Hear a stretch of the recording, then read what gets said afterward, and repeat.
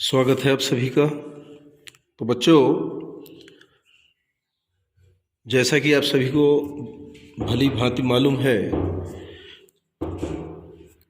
कि आपकी परीक्षाएं सन्निकट हैं।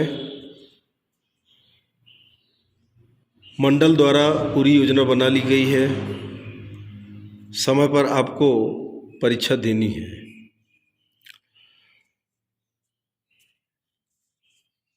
प्रत्येक विषय में 75 अंकों का प्रश्न पत्र लिखित रूप में आपके सम्मुख प्रस्तुत होगा, उसके उत्तर आपको देने पड़ेंगे। और प्रत्येक विषय के प्रारंभ में कहीं न कहीं रिक्त स्थान के रूप में, उचित संबंध के रूप में, जिसको सही जोड़ी आप बोलते हैं, और उचित विकल्प का चयन करना, ये 3 चीज़ें रहती हैं इसमें। उचित संबंध जोड़ना मतलब जोड़ी बनाना, सही जोड़ी संबंध स्थापित करना, विकल्प का चयन करना सही, और रिक्त स्थानों में उचित शब्द को भर करके वाक्य को पूरा करना। ये 3 प्रकार से आपको प्रश्न मिलेंगे। अब प्रत्येक में 5-5 करना पड़ेगा। तो इस प्रकार से 15 नंबर स्टार्टिंग में ही आपको मिलने वाला है।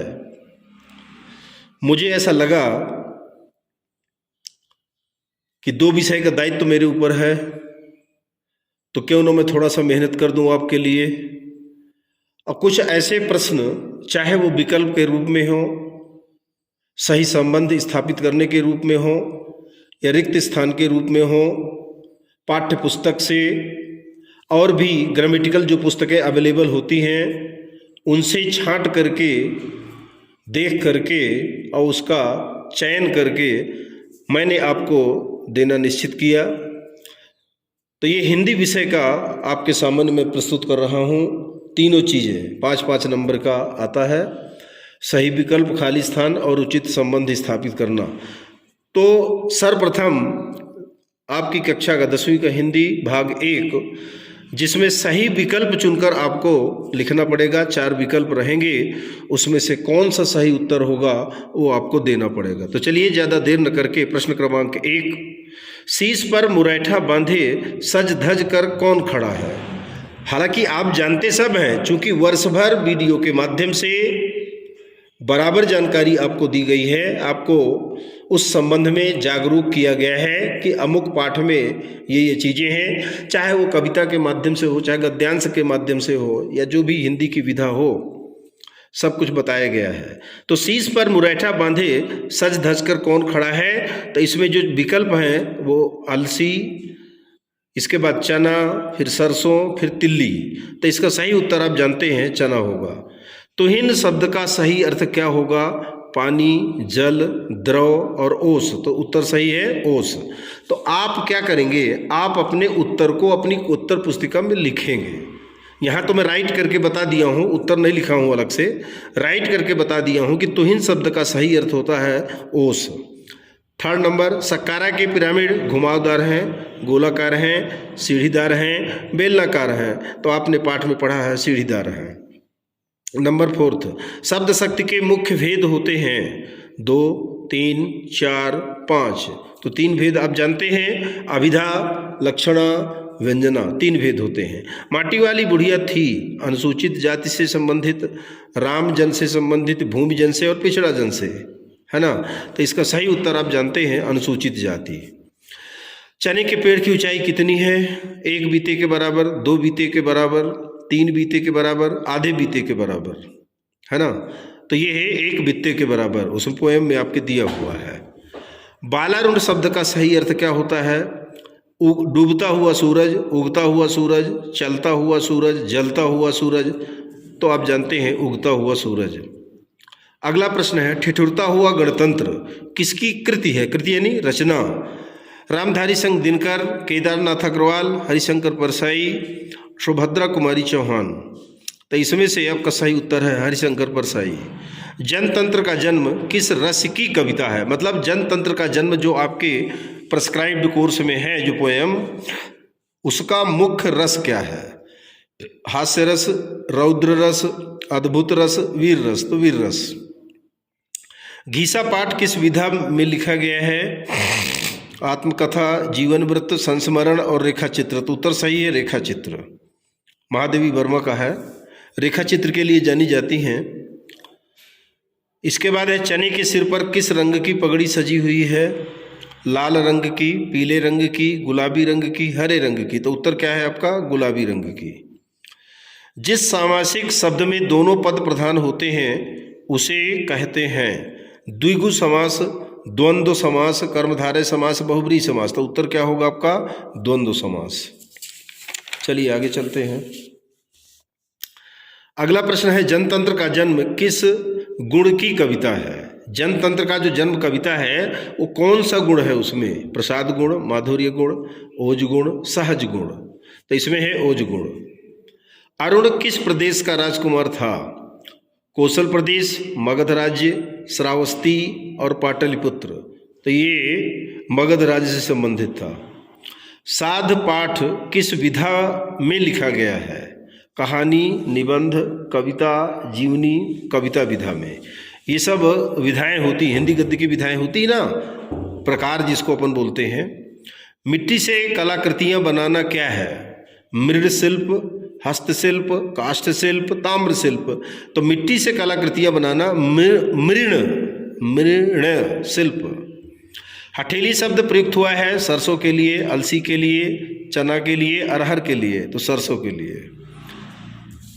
सिंहासन खाली करना मुहावरे का अर्थ है संबंध तोड़ना, सत्ता हथियाना, संबंध जोड़ना, सत्ता छोड़ना। तो सत्ता छोड़ना। नौकरी दिलाने के नाम से सिकुमार को किसने धोखा दिया? गिरधारी सिंह ने, रामाश्रय सिंह ने, राम नगीना सिंह ने, रामदीन सिंह ने। तो राम नगीना सिंह ने। चेहरा खिल उठना मुहावरे का अर्थ क्या होगा? नाराज होना, खुश हो जाना, भाग जाना और उदास होना। तो इसका सही उत्तर है खुश हो जाना। चेहरा खिल उठना, खुश हो जाना। माई की बगिया तपोभूमि है पुलस्त्य ऋषि की, कपिल ऋषि की, विश्वामित्र ऋषि की और मार्कंडेय ऋषि की। तो मार्कंडेय ऋषि की। एक था पेड़ एक था ठूंठ पाठ किस विधा में लिखा गया है? निबंध, कहानी, संस्मरण, एकांकी। तो इसका सही उत्तर आपका क्या होगा? एक था पेड़ और एक था ठूंठ निबंध है। जेब कतरा ने पैसे भेजे थे दोस्त को, बहन को, माँ को, पिता को। तो माँ को भेजे थे। धरती के हीरा किसे कहा गया है? सोना, मनुष्य, हीरा, देवता। तो मनुष्य को कहा गया। कौन सी बीमारी का इलाज डॉक्टरों के पास नहीं है होता है?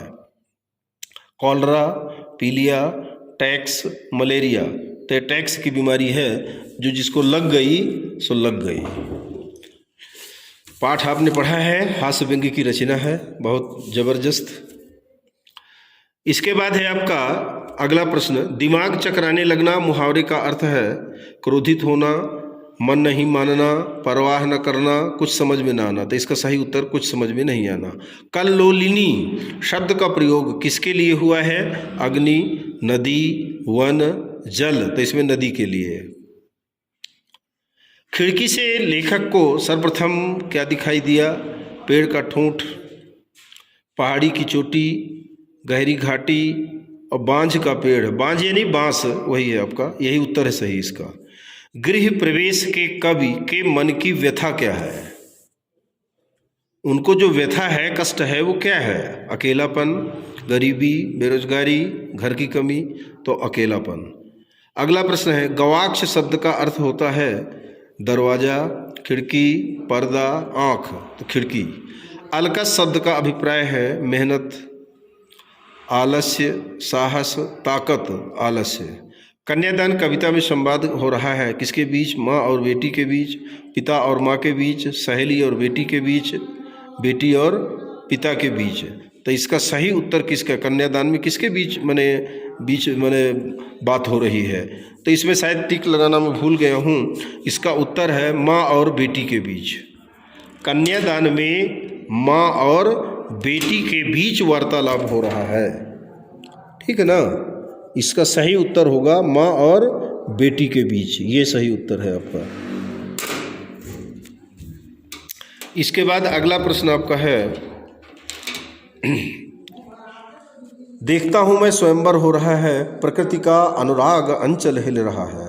ये काव्य पंक्ति है कन्यादान की, चंद्रगहना से लौटती बेर की, साध की, इनमें से कोई नहीं तो चंद्रगहना से लौटती बेर की। नेक्स्ट है, घीसा ने अंतिम विदाई में गुरु माँ को क्या भेंट दी? आम, अमरूद, बेर, तरबूज। तरबूज दिया था। मीरा के आराध्य कौन थे? राम, कृष्ण, गणेश, सरस्वती तो कृष्ण। विस्तंतु शब्द का अर्थ है कीड़े मकोड़े, सांप बिच्छू, जीव जंतु, पशु पक्षी तो कीड़े मकोड़े। जेब कतरा पाठ से हमें क्या शिक्षा मिलती है? सामाजिकता की, मानवीय संवेदना की, धार्मिकता की, आर्थिक संपन्नता की तो मानवीय संवेदना की।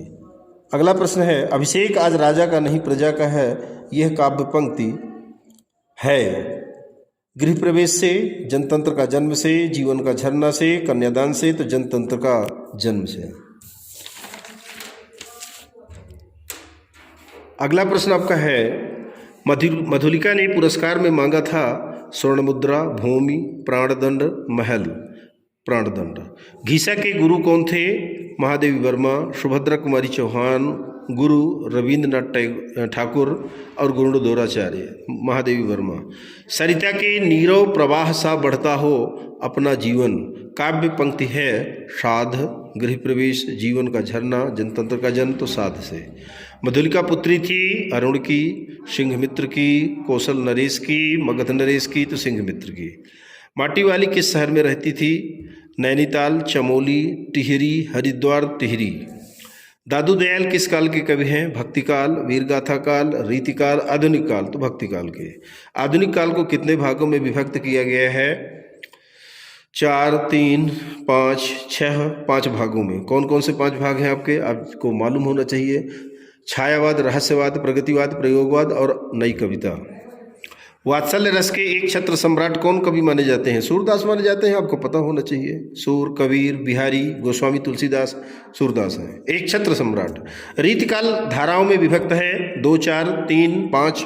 तो रीतिकाल को आप देखेंगे, ये प्रश्न भी आता है कि रीतिकाल को कितनी धाराओं में बांटा गया है, उनमें से उन तीनों का वर्णन कीजिए। रीतिबद्ध, रीति मुक्त, रीति सिद्ध, ये 3 धाराएं होती हैं।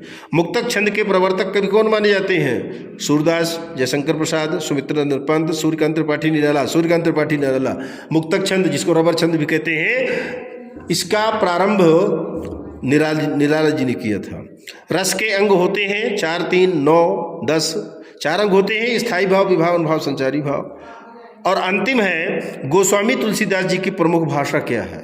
मतलब जो गोस्वामी तुलसीदास जी हैं, बहुत सारी रचनाएं इनकी मिलेंगी, तो मुख्य रूप से इनकी कौन सी भाषा है? तो वो है ब्रज, अवधी, खड़ी बोली, संस्कृत अवधी भाषा है। तो बच्चों, ये आपका था भाग 1 जो मैंने आपके सामने रखा। सही विकल्प चुनकर सही उत्तर का चयन करना है।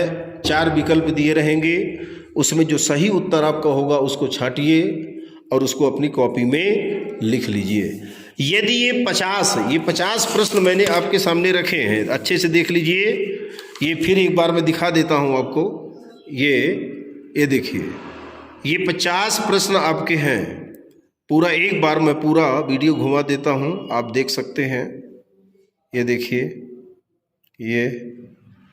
ये पूरा हुआ। सेकंड पेज देखिए, ये देखिए, पूरा मेहनत करके केवल आपके लिए बनाया गया है। अब आप नहीं देखेंगे, उसका अध्ययन नहीं करेंगे, तो अब ये आपकी गलती ही मेरी गलती नहीं कहलाएगी। आप देख सकते हैं, पूरा स्क्रीन में दिख रहा है आपके। ये देखिए, ठीक है। आगे देख लीजिए, ये 3rd पेज है आपका। ये 50 प्रश्न है इसमें आपके। 50 प्रश्नों में नहीं तो कहाँ से आएगा भाई? आपकी पुस्तक के प्रश्न है तो इसी में से सब आना है, लेकिन ये आपको बहुत अच्छे से तैयारी करनी पड़ेगी। 15 नंबर का काम है, आपको दे रहा हूँ मैं। बाकी तो आपको प्रश्न उत्तर ये वो और जो कुछ भी है वो सब आप तैयार किए होंगे, वही आपको तैयार करना पड़ेगा, लिखना पड़ेगा। लेकिन ये आपको पका पकाया माल मिल रहा है, पकाने की जरूरत आपको नहीं पड़ेगी। लेकिन अभी आपको यहाँ पर पकाना पड़ेगा। पकाइए और आनंद से खाइए, है ना। मदद कर दिया हूँ आपकी छांटने के लिए। छांटना नहीं पड़ेगा आपको, मैं छांट करके आपको दे रहा हूँ, देख लीजिए। इसके अलावा भी यदि कोई बहुत सारे आपके छूट गए होंगे, आप भी पाठों को पढ़िए, थोड़ा मेहनत करिए और अपने आप से भी इस प्रकार के नोट्स आप बना सकते हैं। तो यदि आपने मेहनत की तो फिर आपको कोई 15 नंबर से वंचित करने वाला नहीं है। ठीक है, तो चलिए, चूँकि वीडियो लंबा ना हो जाए, कोई मतलब नहीं है, इसको यहीं समाप्त करते हैं। इसके बाद रिक्त स्थानों वाला और सही जोड़ी बनाने वाला वो आगे क्रम में मैं आपको देने वाला हूँ, आगे दूंगा आपको मैं, है ना। तो मिलते हैं अगले वीडियो में।